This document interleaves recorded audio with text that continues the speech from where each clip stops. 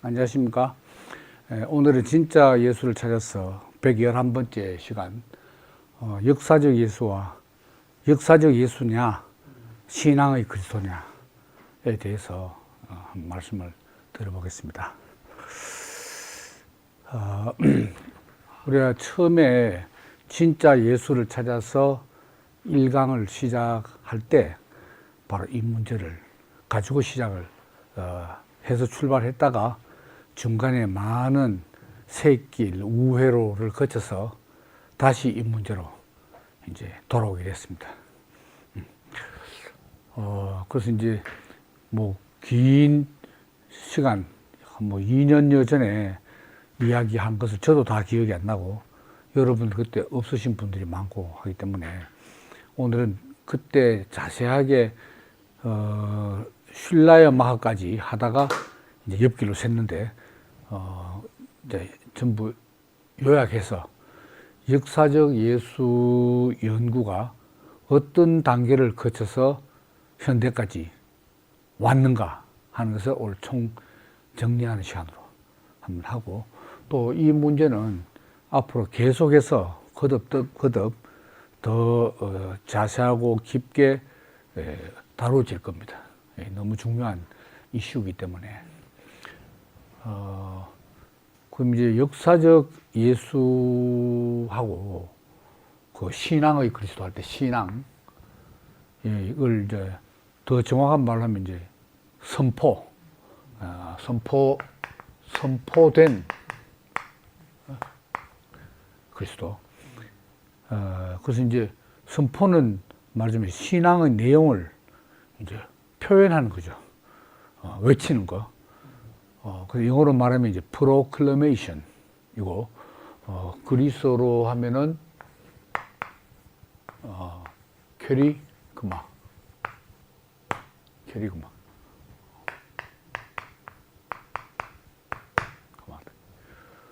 선포. 그러니까 이 역사적 예수를 그리스도라고 믿고 그리스도라고 선포하는 종교가 기독교다 이거죠. 그렇다면 건 2000년 가까이, 아니면 더 정확히 한 1800년 가까이 이제 역사적 예수는 바로 역사적 예수가 그리스도다 일치하는 거죠, 이제. 그리고 성경에 기록된 그 예수의 행적, 예수의 생애가 글자 그대로 역사적인 사실이다. 갈릴리 호수 위를 예수님이 걸었다. 그래서 제자들이 놀랬다. 그것도 전부 역사적 사실. 죽은 나사로를 죽은 지 나흘 되는데 가가지고 일어나라, 나오느라 하니까 붕대맨 채로 나왔다. 그것도 역사적인 사실. 조금도 의심하지 않았다 이거죠. 왜? 성경의 모든 말씀은 단어 하나까지 하나님의 영감에 의해서 쓰여지기 때문에 절대 오류가 없다. 성경 무엇을, 그리고 축자, 글자 하나하나 축자, 영감설. 쉼표 찍는 것까지 전부 영감으로 찍지. 그 성경 저자가 요거 찍어야 되겠는데 찍을까 말까 이거 아니야. 하나님의 영감으로 딱 찍게 만든다. 그리고 말하자면 하나님이, 보이지 않는 하늘에 계신 하나님이 성경에 글자로 임재하고 계시는 거예요. 글자로 나타난 하나님, 문장으로 나타난 하나님이다 말입니다.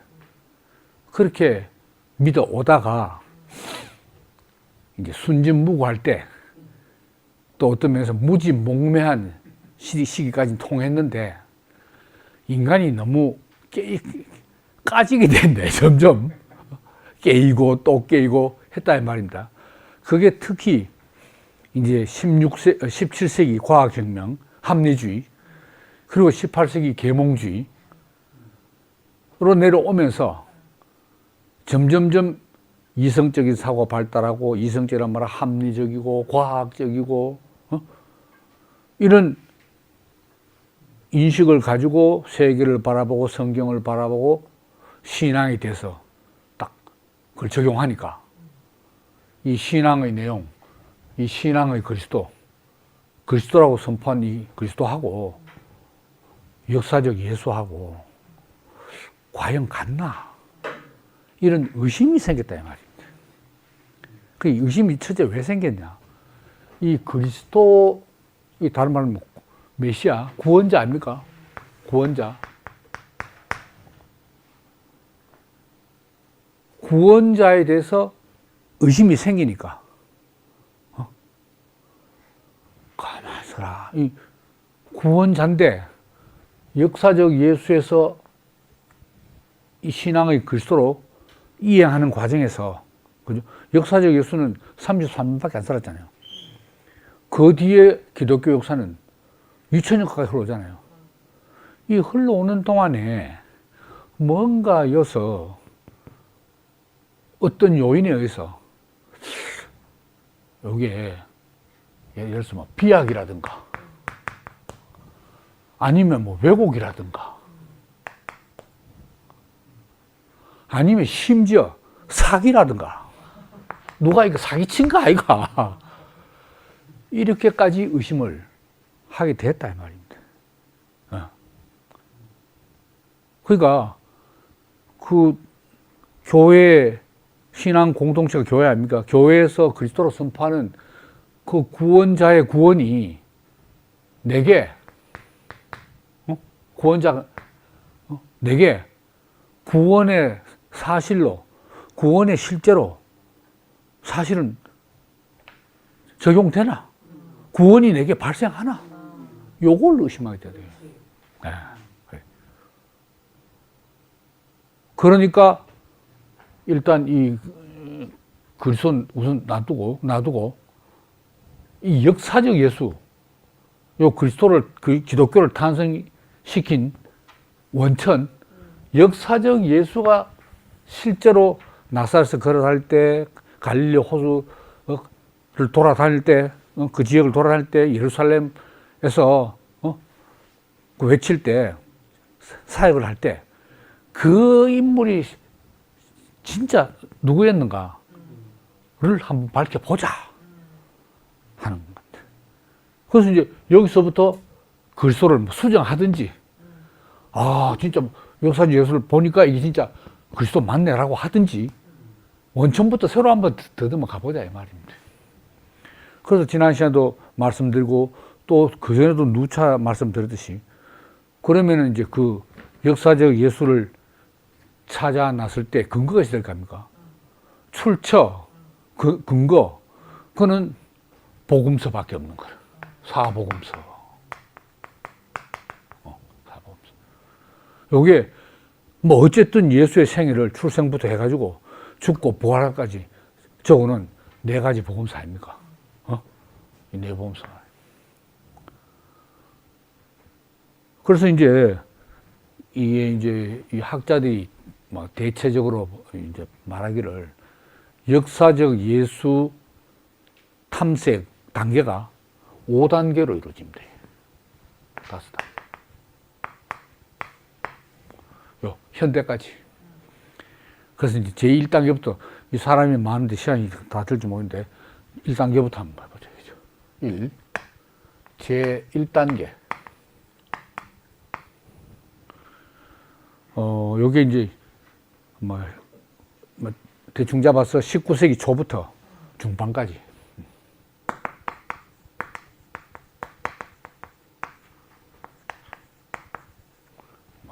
1단계. 이거는 이제 어떤 식이냐 하면, 이제 역사적 예수에 대해서, 이제, 이 역사적 예수에 대해서 예수에 대한 비판적 질문.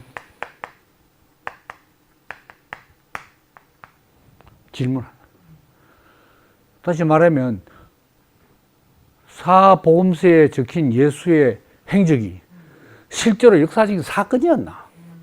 이걸 이제 묻는다 이 말입니다. 근데 이제 여기에서 제일 이제 사복음서 중에서도 좀 제일 좀 역사적 예수하고 좀 멀다 싶은 복음서가 어느 걸까요? 요한복음인가. 그 요한복음 좀 둘째 치고, 그 다음에 이제 공간복음을, 공간복음. 같은 관점으로 비슷한 공통적인 관점을 썼다 그 말 아닙니까? 틀리긴 많이 틀리지만은. 그래서 그 중에서도 마가복음이 제일 먼저 쓰여졌다. 요게 뭐 정확한 연도는 모르지만 뭐 65년으로 잡을 수도 있고, 뭐 65년 아니면 뭐 70년, 60년. 그 이제 요 마가복음이 제일 역사적 예수의 실제적 전기에 가깝다. 이렇게 이제 본 거죠. 그리고 또 하나 자료가 뭐냐, 큐 자료가 아니에요. 큐 자료. 큐 자료 하는 거는 실제 이제 없어. 원본은 이제 없는데, 그 큐 자료 사본도 없고 없는데, 이 큐 자료는 이제 말하자면 예수 어록을 전하는 거라. 예수 어록. 어록집이야. 말씀만 딱 전하는. 그 큐 자료가 있다는 게 어떻게 아느냐. 이제 마태, 누가 이 복음서가 주로 무슨 자료를 근거로 했냐 하면은 마가복음, 마가복음 하고, 그 다음에 마가복음에 없는 예수 말씀이 막 나오는 거라. 근데 여기 공통적이야. 큐 자료 같이 있어. 그러니까 마태 복음 저자와 누가복음 저자가 그 큐 자료를 보고 썼다 이거지. 마가복음 저자는 이제 이걸 안 넣었고, 그죠? 그 요 두 개가 이제 예수 어록이니까 예수 말에 제일 원래 실제 했던 말 알겠나 이렇게 생각되고 이러는 거죠. 요 큐 자료하고 마가복음.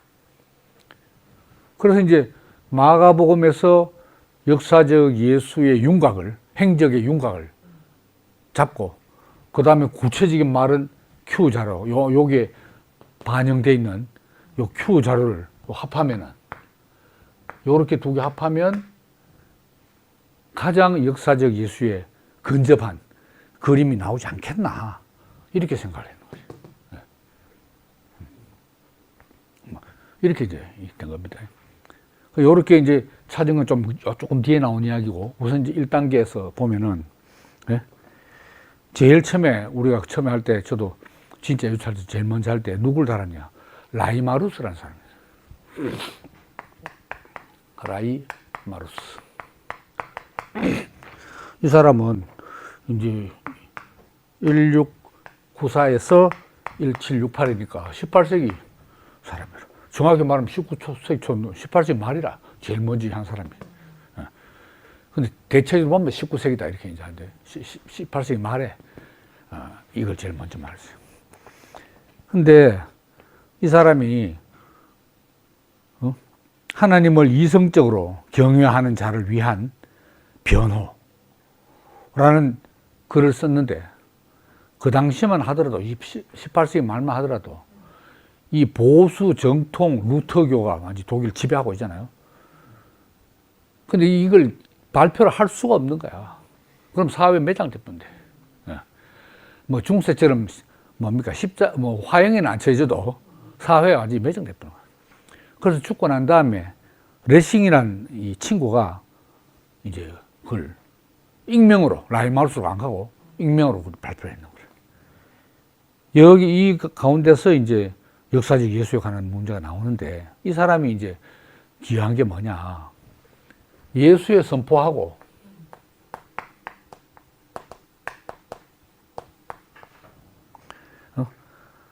그 사도들의 선포하고 신앙이죠. 다르다. 이렇게.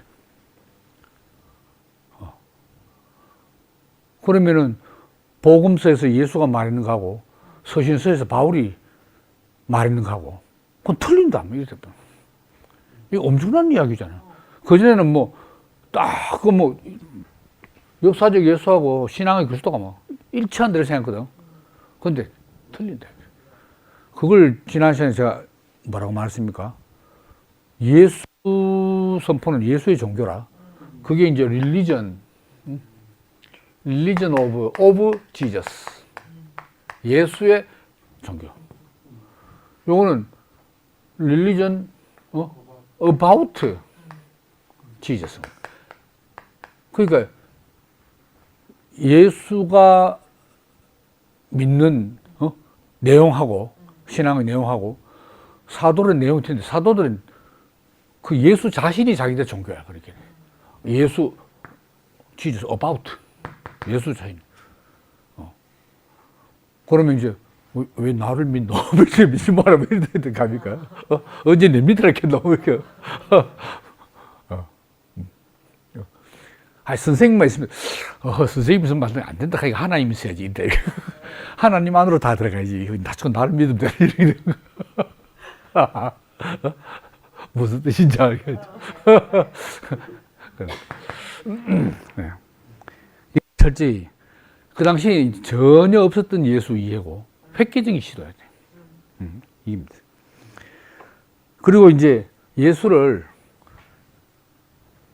유대교의 틀 안에서 이해해야 된다.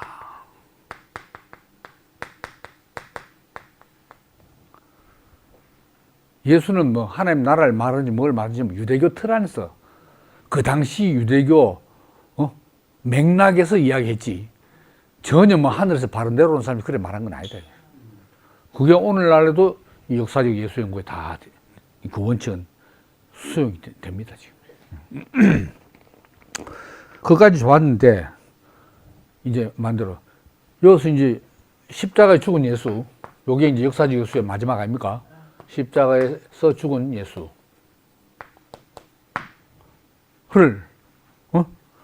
사도들이 죽었는데, 끝났는데, 사도들이 뭐라고 했냐. 부활한 그리스도를 선포했다. 부활했다.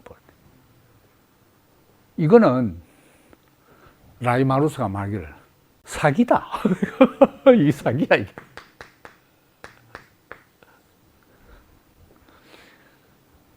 만약 진짜 사기면은 기독교는 인류 역사상 최대의 사기 종교죠. 뭐. 그것도 한두 사람 믿는 것도 아니고 그것 때문에 죽은 사람이 얼마며 전쟁 종교 때문에 전쟁 나 죽은 사람이 얼마입니까? 이단으로 죽고 이슬람하고 싸우다 죽고 사기다 이게 사기. 참 대단히 간 큰 사람인데 사실 때는 자기 출판 안 했어. 이렇게 됐습니다.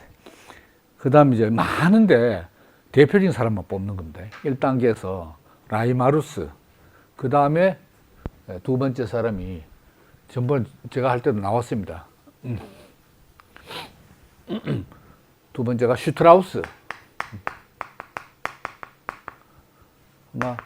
대충 이렇게 알아두시고 외울 필요는 없습니다. 시험 칠 건 아니니까. 슈트라우스는 이제 복음서에 나오는 기적, 기사와 이적,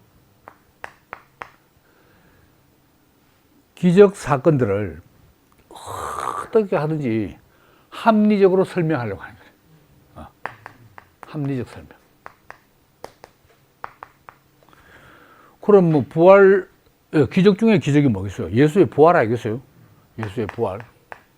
근데 이게 합리주의, 계몽주의, 사고방식에 그게 맞습니까? 아무리 예수를 하더라도. 그러니까 사실은 예수가 십자가에서 완전히 안 죽었는데 죽은 걸로 착각해가지고 내놔가지고 이제 무덤에 갖다 넣어놨다 이라. 그러니까 죽은 게 아니고 사실 덜 죽었다가 다시 살아났거든. 이렇게 설명을 합리적으로 설명하는 거지. 그러고 이제 예수가 물 위로 걷는 거, 물 위로 걸음. 이건 제자들이 멀리서 갈릴리 호수 건너편에 있는데 멀리서 보면 마치 호수 중간에 걸어 댕긴 것을 보인다. 저 호수 끝에 길에서 호수 가에서 걸었는데 멀리서도 보니까 선생님 버리네 아주. 이건 착각. 기적 행위마다 전부 그런 식으로 다 설명을 해요.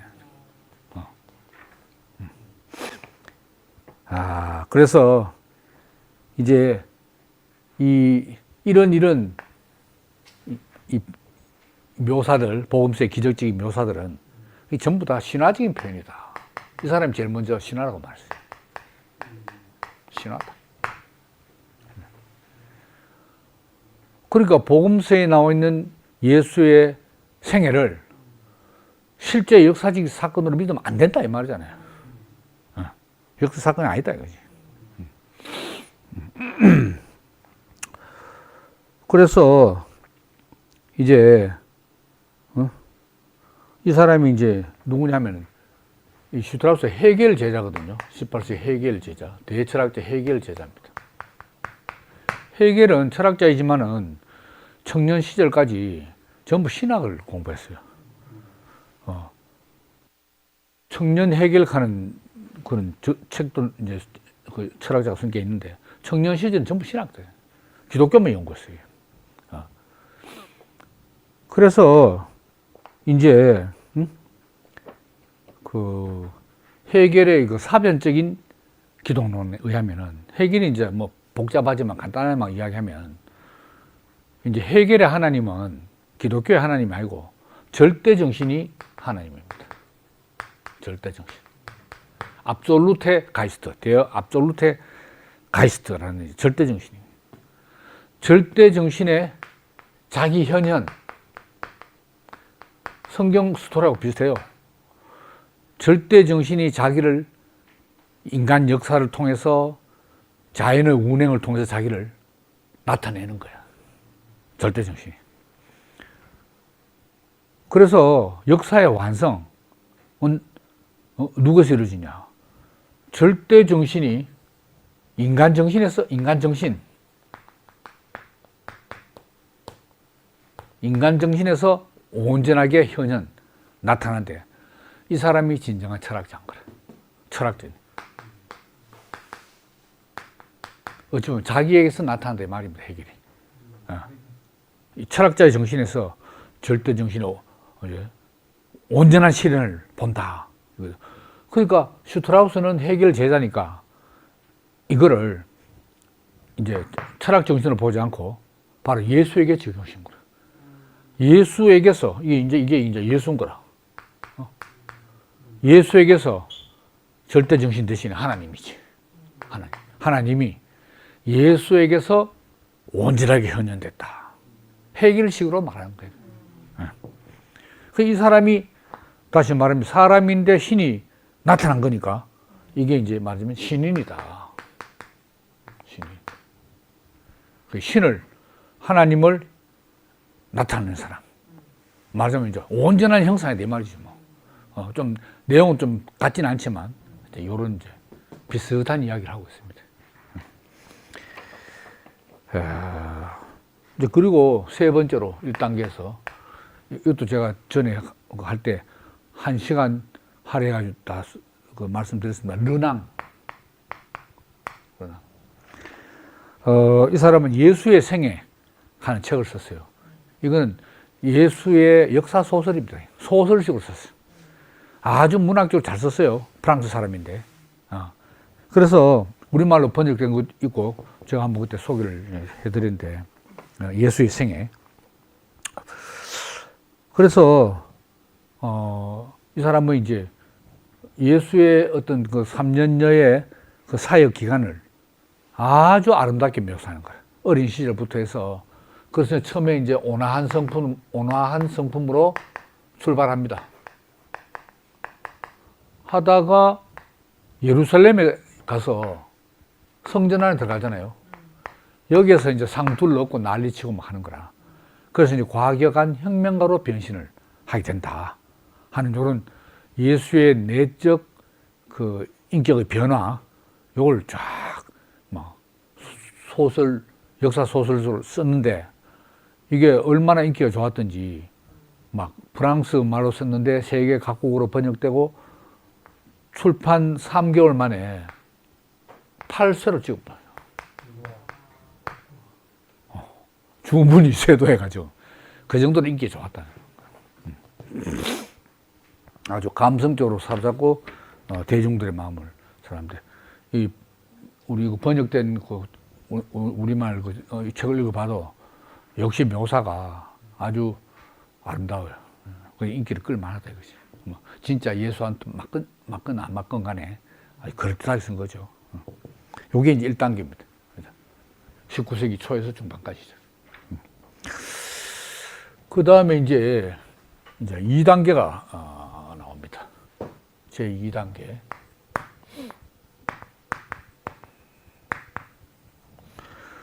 이제 2단계는 19세기 중반부터 19세기 후반까지. 네. 뭐 이 사람들도 전반도 다 자유주의 신학자들이죠. 근데 여기 이제 본격적으로 2단계는 이제 자유주의 신학 영향하에서 이제 예수 생애를 연구하는 거라. 그 시각으로 자유주의 신학으로. 그래서 이제 이 사람들이 이제 역사 비평, 그다음 이제 문헌 비평 이런 이제 방법론들이 이제 발달했어요. 역사 비평, 문헌 비평. 앞으로도 계속 소개될 겁니다, 말이죠. 그래서 이제 이 같은 복음서라도 가장 초기 전성이 있다. 가장 초기 전성이 있다. 나중에 덧붙인 것도 있고 뭐. 그러니까 마가복음 같으면 마가복음 안에서 제일 먼저 옛날 예수 죽자마자 바로 전성된 그런 이야기도 있다. 초기 전성일수록 실제 역사적 예수와 가까울 거 아닙니까? 그걸 찾아내자 이거지. 그렇죠. 그래서 아까 말씀드린 대로 이제 마가복음이 연구해 보니까 제일 초기에 썼고, 그 다음에 남아있지 않지만 Q 자료라는 게 있다. Q라는 왜 Q냐면 독일어로 크벨렉 하는 거예요. 크벨렉가 원천이라는 뜻입니다. 원천 자료. 예수어로 원천 자료가 있다. 이게 요거 Q 자료. 근데 마태, 마가는 마가복음도 이제 그 인용하고, 그 다음에 Q 자료를 같이 또 인용했다. 이런 거거든요. 그러니까 이제 마태, 마가는 요보다 좀 뭡니까? 원형에서 좀 멀어지잖아요. 마가복음보다 Q보다도 멀어지고. 그래 요 두 개만 이제 확실하게 이제 파자. 역사 비평, 문헌 비평을 하잖아요. 파자 이거죠. 그랬는데 이제 그랬습니다. 그 다음에 이제 제 3단계 제 3단계가 되면 어떻게 되느냐. 거의 그러니까 이제 100년이 흘렀다 이 말이죠. 19세기 전체만 해가지고 18세기 말부터 해가지고 100년 넘게 흘렀잖아요. 이 3단계 이제 19세기 요거는 이제 말하자면 19세기 말 20세기 막 넘어가는 초 요때 그 세기의 전환 시기에 이때 역사적 예수 연구의 한계에 부딪히는 시기야. 이제 3단계가. 그 천재들이 100년을 막 봤는데, 한계에 부딪히는 거야. 그게 왜 그런가? 거기에서 이제 그 바이스라는 사람이 있죠. 요한의 바이스.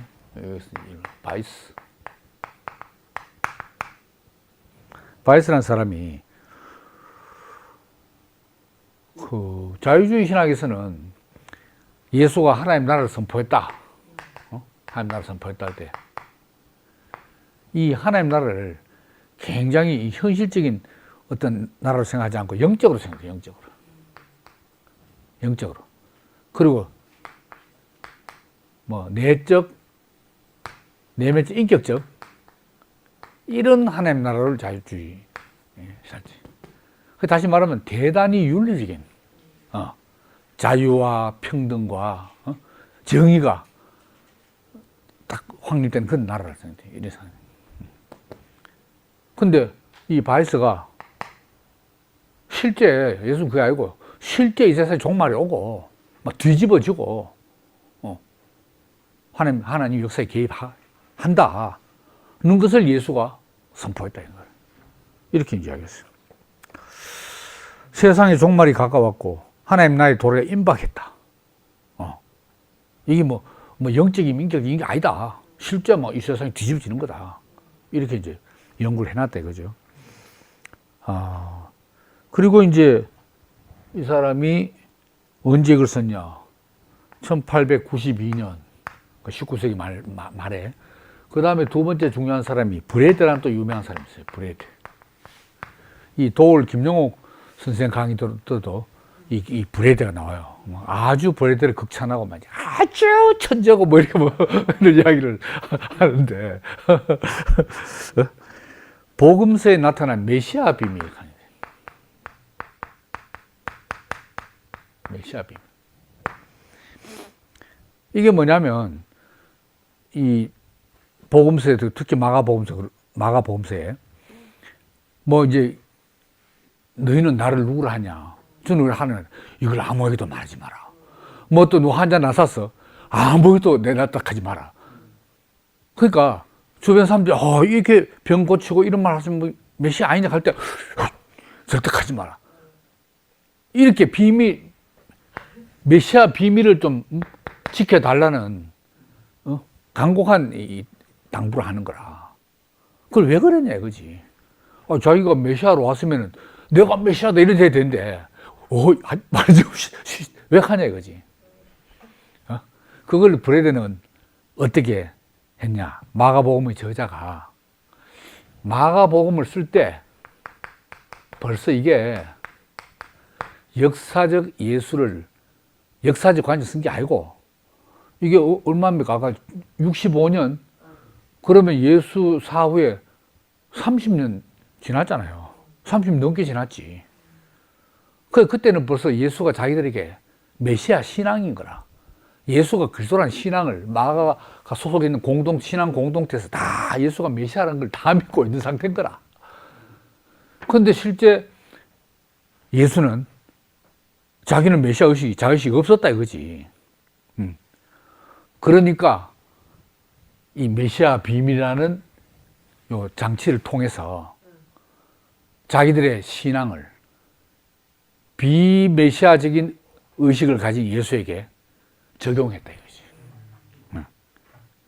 그 실제는 그럼 예수가 왜 처음부터 안 전했냐 하는 그게 예수가 실제로 아닌데 이미 이제 마가복음서도 벌써 마가복음 제일 처음에 시작이 하나님의 아들 예수 그리스도의 선포다.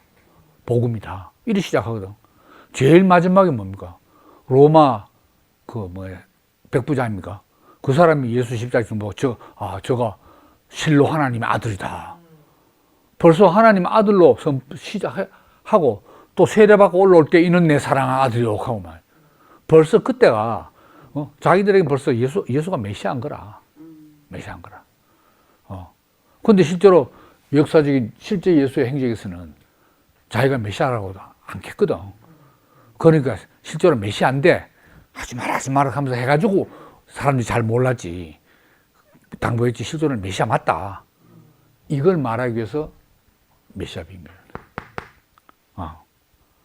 그게 이제 마가가 천재라고 이제 막 김용옥 교수가 막 이제 그렇게 이제 강조하죠. 그 일리도 있고요. 요런 장치, 메시아 비밀. 그러면 이제 이게 메시아 비밀 이런 이야기가 뭐냐. 마가복음도 벌써 하나의 신학적인 경향을 가지고 있다. 신학적 경향. 신학적 경향이 뭡니까? 예수가 메시아다. 하나님 아들이다. 하는 신앙적 이미 경향을 가지고 마가복음을 썼다 이지. 그러면은 제일 먼저 써있던 마가복음서마저도 벌써 색안경 끼고 예수가 메시아라는 색안경 딱 끼고 썼는데 거기서 무슨 역사 예수를 찾을 수 있노? 그 말 아닙니까? 그 한계를 있네. 그것도 뭐 그것도 번역돼 있어요. 메시아 비밀한 우리말 번역돼 있다고. 아주 복잡하지. 근데 아마 근거를 대면서 이래서 메시아 비밀이 나온 거다 하면 그거 아니라 할 수도 어렵네. 그러니까 결과는 됩니까? 점점 실제 역사적 예수는 복음서, 서신서보다 복음서 중에서도 마가복음, 효자료 요 두 개만 역사 비평, 문헌 비평, 양식 비평 막 동원해가지고 파디비면 가장 근접한 예수 그림을 그릴 수 있다고 생각했는데 그 마가복음마저도 그게 아니다 라고 해버리니까 이게 마가복음마저 요거는 복음서에 마가복음에 있고 요거는 막 서신서에 있다 합시다. 서신서들. 근데 이것마저도 신앙의 글소로 쓴 거다. 이래 되면은 역사 예수를 찾을 방법이 없는 거예요. 이래서 이제 역사적 예수 연구에 한계에 부딪혔대요. 그 다음에 또 나온 사람이 전번에도 한번 말씀드린 슈바이처입니다. 3번 슈바이처.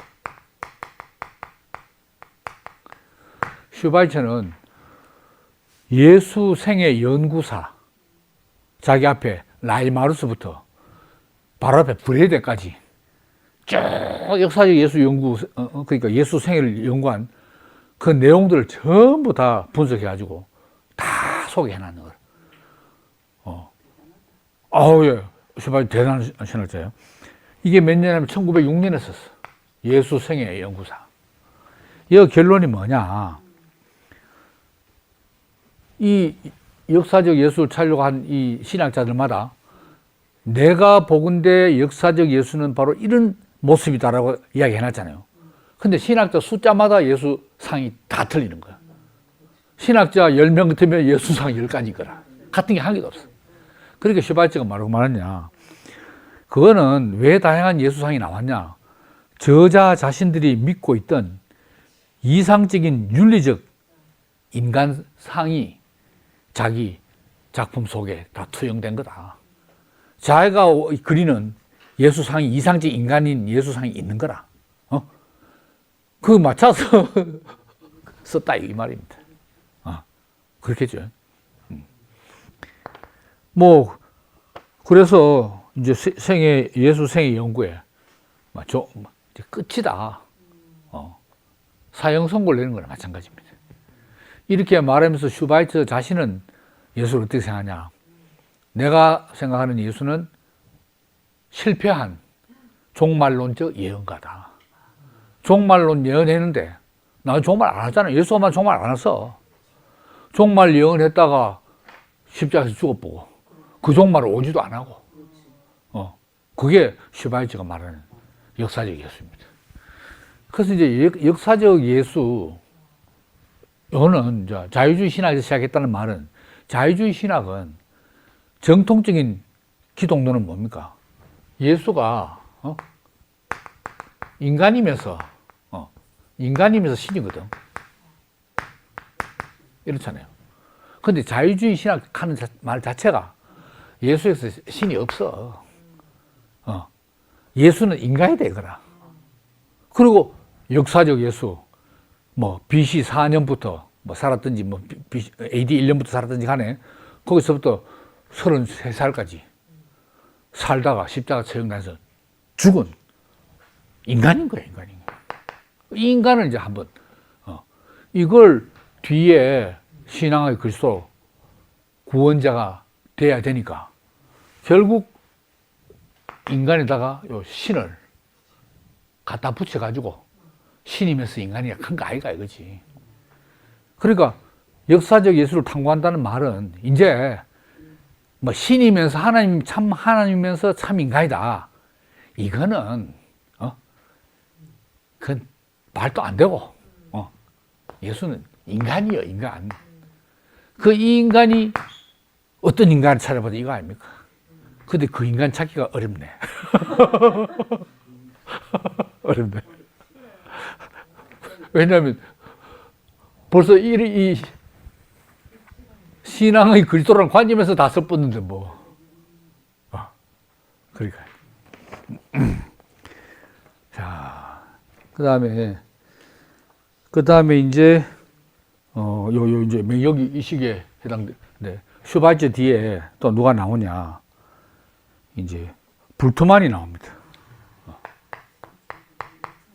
볼트만. 볼트만은 역시 마찬가지로 이 복음서에 나오는 예수 행적들, 예수에 관한 이야기 전승이 전해져 내려온 이야기들이 다 캐리그마의 영향을 받았다. 캐리그마 복음 선포, 예수가 그리스도라고 선포하는 그 영향 아래서 예수가 전승된 거다. 이런 이야기거든요. 그러니까 슈바이처도 켰죠. 뒤에 이어나와서 또 불트만이 또 이야기를 하죠. 불트만은 이제 양식 비평하네. 어디 갔나? 양식 비평. 또 하나 더 생겼어요. 문헌 비평, 역사 비평, 양식 비평. 양식 비평한 거는 우리 글의 양식 있잖아요. 편지 양식, 뭐 공문서 양식, 뭐 여러 뭡니까 소설 양식, 뭐 이런 양식 있잖아요. 그러니까 이 복음서, 특히 복음서나 뭐 서신서 마찬가지지만 복음서를 그 양식이 막 여러 양식이 들어있는 거라. 그걸 전부 다 분석해가지고 있잖아요. 딱 이제 양식. 뭐 보통 사람들 알죠. 그래서 역사적 예수 연구에 대한 근본적인 회의, 때려치우자. 우리 헛짓 많이 했다. 뭐 이런 이야기거라. 체념해버려. 그래서 이제 불트만은 뭐라고 말하냐. 불트만은 신약, 성서 신학하는 책이 있어. 그래서 이 사람이 조직 신학자가 아니고 성서 신학자거든. 네? 그건 또 다음 시간에 한번 성서 신학에 대해서 이제 말씀드릴게요. 그러니까 이게 뭐냐. 신약, 성서 신학인 책이 있어. 우리말로도 번역이 됐어요. 그 난해한 독일어 신학책을 정말 그 중요한 걸 많이 번역했는 분이 허혁이라는, 근데 그분이 김용옥 선생 고등학교 독일어 선생이었답니다. 독일 유학 갔다 와가지고 우선 고등학교에서 독일어 선생을 했더라. 그래 김용옥 선생하고 아주 친분도 있고, 예, 그랬답니다. 그 김용옥 선생 쓴 책 보면 많이 나와요. 허혁. 아주 공로가 커요. 허혁이라는 분이. 그래서 불트만이 뭐라고 말하냐. 역사적 예수의 가르침은 기독교 신학에 중요하지 않다. 역사적 예수, 뭐라고 말하든, 뭐 알든 모르든 안다고 해도 신앙의 캐리그마, 그리스도라고 선포한대. 별로 도움 안 된다. 뭐, 무리를 걸어가고, 뭐, 죽은 나서 살리고, 그게 내하고 뭔 상관이냐. 내 구원하고 뭔 상관이냐 말입니다. 그리스도라는 건 구원자거든. 그게 불트만이 하이데거하고 같은 대학도 있었고, 이 실존주의 철학자의 대표가 하이데거 아닙니까? 그러니까 실존적으로 이 신학을 하니까 예수가 나의 실존과 무슨 관계가 있노? 이걸 생각하는 거라. 그러니까 뭐 공생애가 뭐 고난을 받았든 영광을 받았든 뭐 무슨 일을 했든 간에 그 일 자체가 내 구원하고 무슨 관계 있노? 뭐 봉사가 눈 떴든 말든. 어제 봉사하면 안 된다. 시각장애인이 눈 떴든 말든. 무슨 관계 있노 이거지. 그 말이 상당히 일리있어요. 야, 그래서 우리는 예수의 생애와 인격에 관하여 거의 아무것도 알 수 없다. 그것만 양식 비평을 통해 전문적으로 파집인 사람이 알 수 없다고 말하는 거야. 그게 가볍게 얘기하면 안 되죠. 근데 저만 보더라도 뭐 고등학교, 대학교까지 교회 다닐 때 그대로 글자 그대로 믿었지.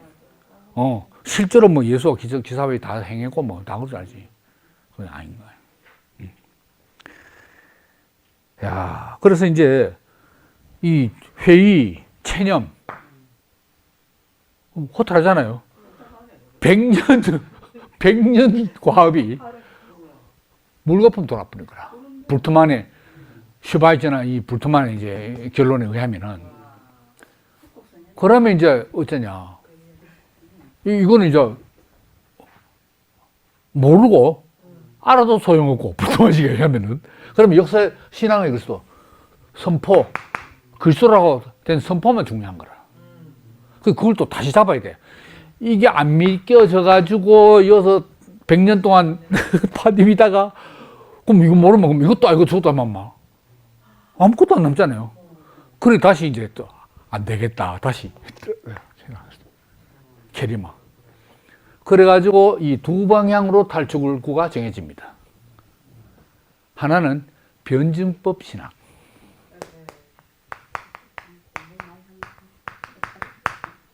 야, 좀 유시하게 드십니다. 변증법 신학. 요 대표자가 누굽니까? 여러 사람 출발했는데 대표자가 칼 바르트인 거예요.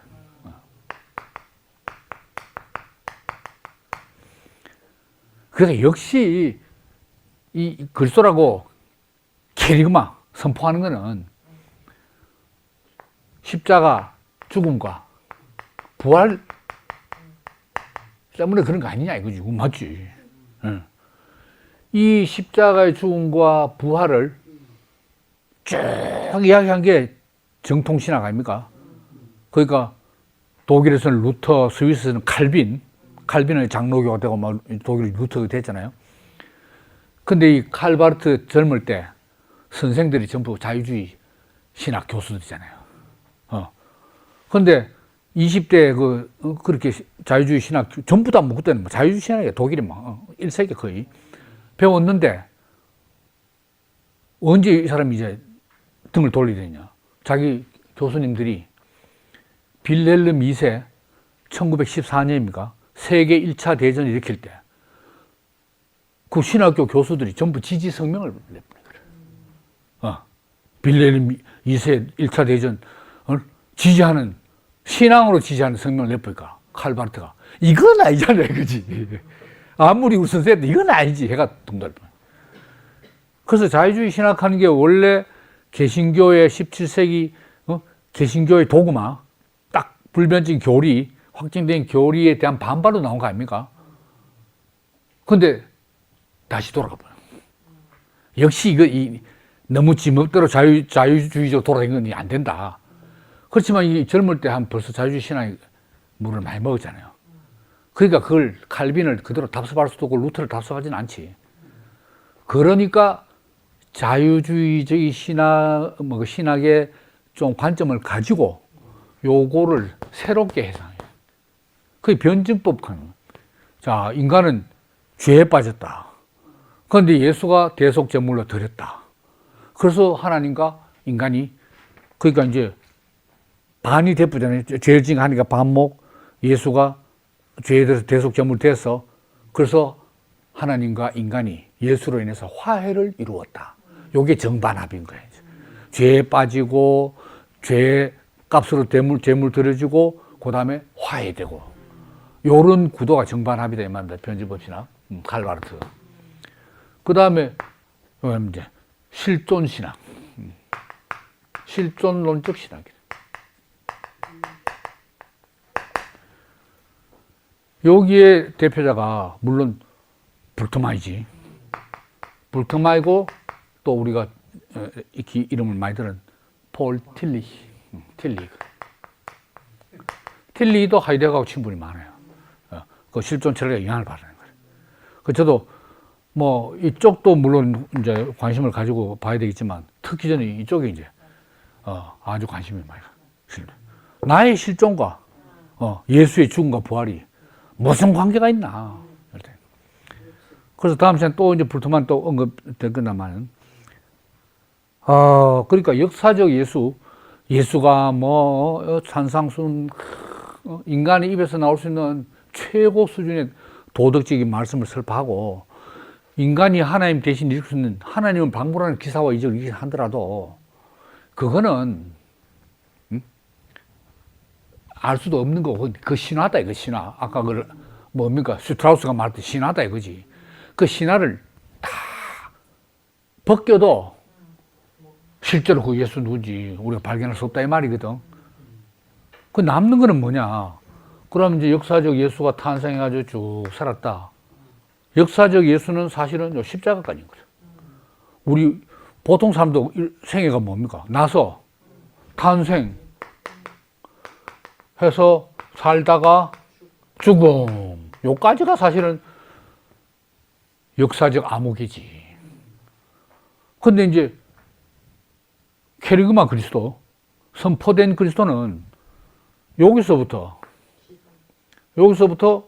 이제 죽음, 부활, 요렇거든. 그러니까 연결점은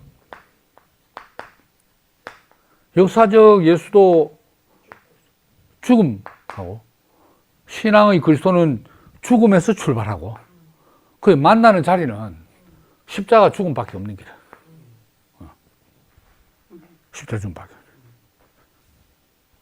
요 역사적 예수하고 역사적 예수, 캐리그마 그리스도.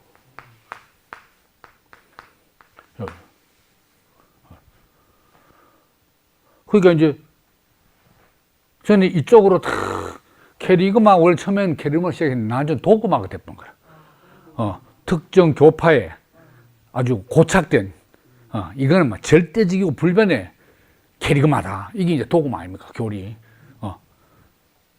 도그마.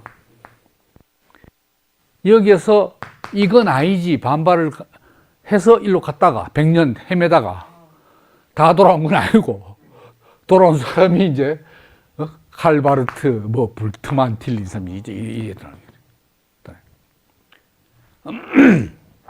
그죠? 그러니까 이제 이 죽음을 어떻게 해석하냐가 이제 틸리히 다르고 불트만 실존자는 좀 더 다르고 칼바르트 또 다르고 요게 이제 관건입니다. 사실 우리가 보통 사람도 그 사람이 어떻게 죽었냐 이게 중요하거든. 사실은 그 죽음이 그 사람 일생의 모든 것을 압축한 거 아닙니까? 그러니까 어떻게 죽느냐 이거지. 예수님 장군 그 죽음 때문에 지금 불멸의 예수님이 된 거 아닙니까? 안 그래요? 요것은 이제 죽음이고, 요건 여기서 시작하고. 야, 그러니까 이제 불트만은 말하기를 역사적 예수가 누구였든 간에 그가 인류의 그리스도가 되기 위해서 그가 왔다. 다스 왔다는 사실. 그가 왔다는 사실이 중요하다. 왔다다. 다스. 그가 왔다. 야, 이 말이 저한테 굉장히 새롭게 들려요. 누가 왔다. 그가 온 사실이 나의 구원과 직결된다. 그 말이잖아요.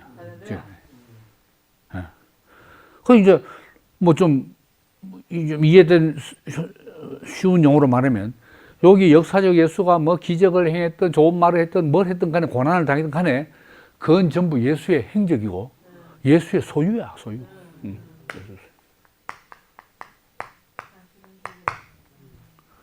근데 이 죽음의 자리, 요건 존재만 딱.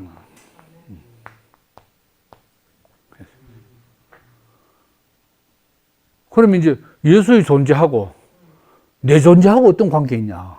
요게 이제 핵심 아닙니까? 근데 뭐 이들은 그렇게까지는 다 말 안 하는 것 같고, 저도 좀 자세히 좀 봐야 되겠지만은 상당히 새로운 관심을 막 불러일으켜요. 저도 이때까지 이렇게 생각 못 했는데,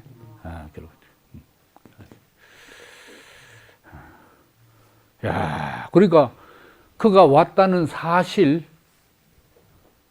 이래야 이게 예수가 그리스도가 되다가 역사적 예수로 한 거는 이거는 개별자거든. 개별자거든. 근데 그리스도가 됐다는 말은 보편자거든.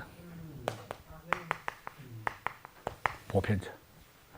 그 바울이 그 역사적 예수를 못 만나고 그죠? 예수가 죽었다는 그밖에 몰라. 근데 그 죽음에서 만난 거야. 그래 그리스도 바울 때문에 기독교 됐단 말이. 그 역사적 예수를 보편자. 그리스도 보편자. 보편자가 되어야 in Christ잖아. in Christ. 모든 사람을 그리스도 안에 포함할 수 있는 보편자인 거라. 역사적 예수는 날고 기어봐야 괴별자밖에 안 되는 거라. 그러면 뭐, 그 추종자들, 12제자하고 따라다니는 사람들, 그러면 할 말 많지. 3년 반이라도 얼마나 드라마틱해요. 할 말 많지만은 그게 보편적인 구원이 안 돼요. 바울이 그거 듣고 왔나요? 아니잖아요. 아, 예수의 죽음이 이런 의미구나. 아, 이 죽음 안에 내가 함께 죽었네. 그거 아닙니까? 그러니까 이게 자기 주님이 되는 거지. 보편자. 인 예수 않겠어요? 인 지저스 아니야. 인 크라이스트인 거래. 그러니까 뭐, 예를 들어서 뭐, 목사님은 죽으면 안 된다, 이렇게 하면, 이거는 이제 개별자. 이 아무개를, 붙들고 늘어지는 거야, 이게. 그래봐 실제 알지도 못해. 다른 측면이 얼마나 많은데. 저는 거의 반세기 따르기도 다 모르는데. 왜? 제자들마다 다 달리 보고, 맞는 관계 다 다른데. 안 돼요, 안 돼. 이 죽음에서 만나요. 근데, 이래가지고, 뭐, 바르트나 불트만 틸리가 답이 딱 됐으면은, 또 뭐, 문제가 뭐 생겨요. 근데, 이 참, 뭐, 웃긴 이야기인지 비극적인 이야기인지 모르는데, 불트만의 제자들이 선생한테 다 배웠어. 불트만이 그 보통 신학자가 아니잖아요. 그 제자들이 선생이 막 역사적 예수는 모르고, 막, 알 필요도 없다 이랬거든. 알아도 별 수 없다 이랬잖아요. 거기 아멘을 안 하는 거야. 왜? 어쨌든 알든 모르든 역사적 예수가 뭘 이야기해가지고 죽었고, 따라다니다가 뭐 바울이 왔거나 말거나 그래가지고 어쨌든 기독교가 됐는데, 역사적 예수는 그가 왔다는 사실만 중요하지. 뭐 몰라도 되는데 기쁘면 뭔가 이 좀 토대가 없어지는 거네. 붕 뜨는 것 같은 거라. 그거 뭐냐? 그건 가연설에 빠진 거 아니냐. 역사적 예수는 육체를 가지고 뭐 돌아다니는데, 그거 뭐 필요 없다 하면 뭐 가연설 예수하고 무슨 차이가 있노? 죽고 부활한 거는 뭐 인간도 아니잖아요, 사실은. 그러니까 인간 예수 때문에 인간을 믿는 게 아닌 거라. 죽고 부활한 그리스도라는 붕뜬 근거 없는 가연적인 그리스도를 믿는 거 아니냐. 거기에 제일 반발하는 똑똑한 제자가 케제만이라는.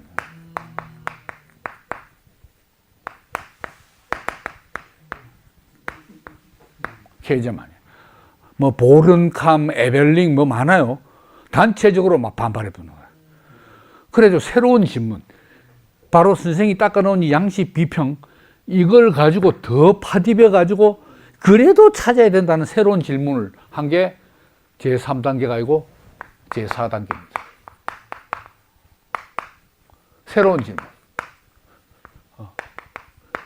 그래서 뭐 100% 역사적 예수는 아무리 못 찾더라도 그래도 최소한의 이거는 누가 봐도 뭐 틀림없는 예수의 뭐 행적이고 말이다.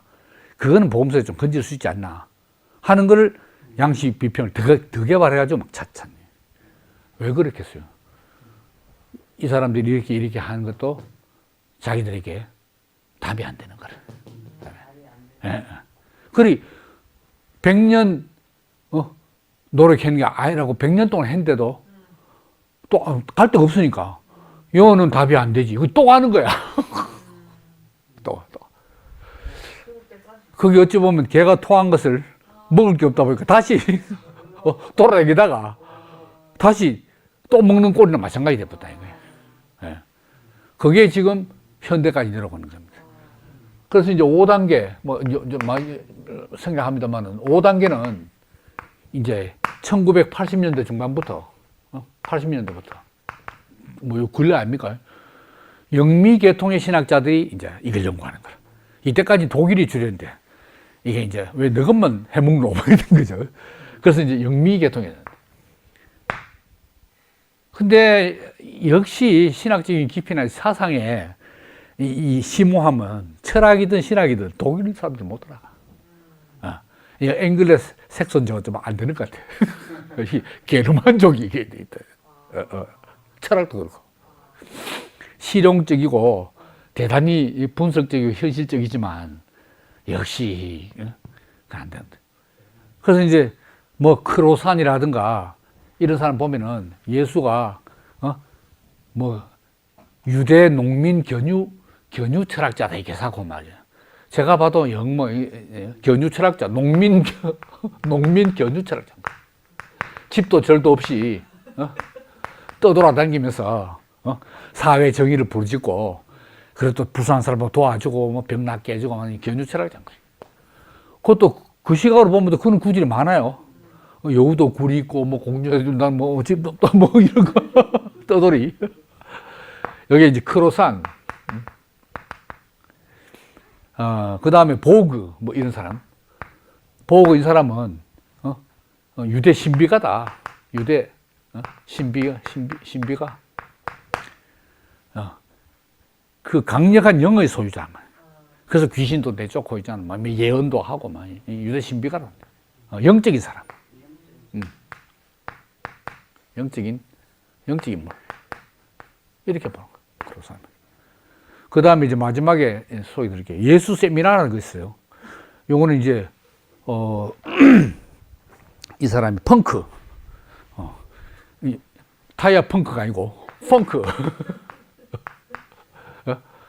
이 사람이 이제 학회를 설립했는데 예수 세미나 강의했어요. 지금도 계속 유지되고 있어요. 예수 세미나. 이거는 신학자들하고 사회 꼭 신학자 아니라도 좀 저명인사들하고 좀 몇 명이죠. 한 수십 명이 모여가지고 정기적으로 토론을 해. 성경을 가지고 뭐냐 하면 역사적 예수를 성경에서 찾자 이거지. 그래서 진짜 실제로 역사적 예수가 이 말을 했겠냐 안 했겠냐 토론을 막 하는 거야. 어떤 사람 했다고 안 했다고 하고 막 하잖아요. 그러면 이제 그 구성원에 투표를 해. 투표. 투표해가지고 누가 봐도 이거는 막 예수가 했는 말 틀림없다 고 생각하면은 동그라미고 그걸 빨간색으로 딱 칠하는 거야. 그 구절을 빨간색. 이거는 실제 역사적 예수 했는 말 빨간색. 그 다음에 이거는 예수가 하는 게 아니고 예수 믿는 신앙 공동체가 저거 시각으로 이제 지어낸 말이다. 요거는 검정색. 근데 이제 어찌 보면 예수가 했는 말 같기도 하고 아닌 같기도 하고 아리까리한 거 그거는 보라색. 그보다 좀 더 애매한 거는 회색. 요 네 가지 색으로 딱. 그래가지고 요 빨간색 이 점유율이 보험서 전체에서 몇 프로냐? 16%. 나머지는 다 의심스럽다. 이 예수 세미나. 그러니까 뭐 이 지금 미국에서 미국 영미 철학자들이 특히 영국보다도 미국에 사는 이런 사람들은 아예 예수 이 신앙의 그리스도는 아예 뭐 이건 접어보고 이건 관계 없고 예수가 뭐 사회 운동가든지 뭐 순전한 인간적인 입장에서 예수를 찾으면 뭐해? 내하고 무슨 관계고 뭐 구원자하고는 아무 관계 없는 거야. 안 그래요? 근데 이런 게 이 크로산이 예수는 유대 농민 견유 철학자다. 이게 막 미국에서 선풍적인 인기를 끌은 거야. 역식으로. 이런 실정입니다. 근데 독일 신학자들은 아직까지 아예 예수 세미나를 인정도 안 하고 언급도 안 하고 취급을 안 해야지. 그런 상태입니다. 그리고 어쨌든 이 역사적 예수가 신앙의 그리스도하고 결국은 연결, 연속 돼야 안 되겠어요? 그 불통한 제자들의 그 반란도 일리가 있지. 역사적에서 전혀 합시 이것만 하면 근거가 없어졌잖아요. 야, 그러니까 역사 예수가 요 연속. 이걸 어디 찾냐? 제가 볼 때는 바로 요 죽음에서 찾아야 돼. 요 자리밖에 없다. 요런 관심을 두고 또 다음 또 이 대목으로 한번 넘어가도록 합시다. 경청해 주셔서 감사합니다.